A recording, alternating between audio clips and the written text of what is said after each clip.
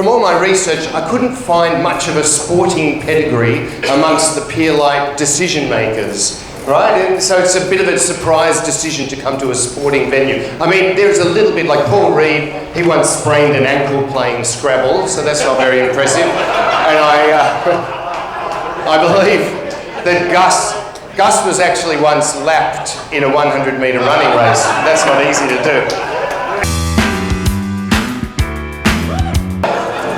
Switzerland! Nobody dislikes you!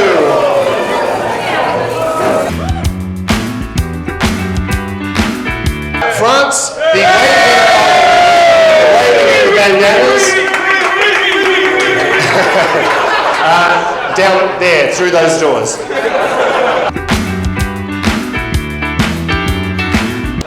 Now, Jason Flip, where's Jason? Hello. He's addicted to watching The Bachelor. Now, that actually has nothing to do with question 3, I just thought you all should know.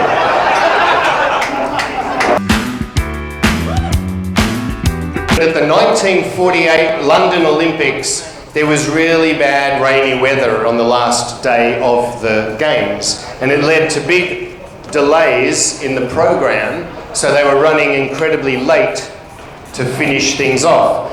So what type of mobile lighting device was used to provide lighting for the final 2 events at the London Olympics? And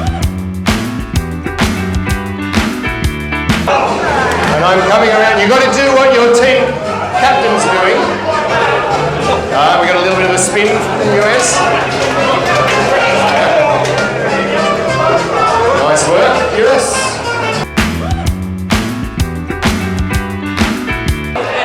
Which type of mobile lighting device was used in the stadium to help light the last 2 Olympic events? I wonder if anyone got this.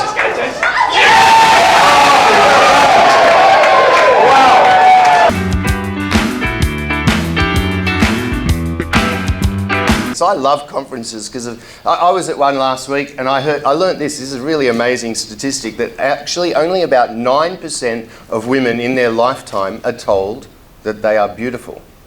Now that's a shockingly low percentage, isn't it? So gentlemen, I think we have a job to do right here and right now. On the count of 3, I would like you to turn to any of the women that are at your table and say to them, "You are beautiful." So up you go, 1, 2, 3.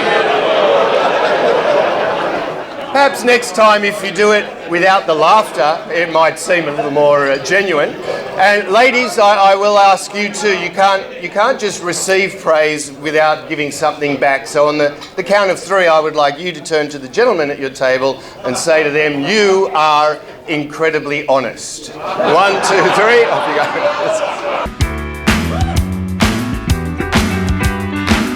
Despite his enormous achievements, he likes to think he's stayed quite grounded. In fact, he told me earlier that he'd like the word humble to be written on his statue.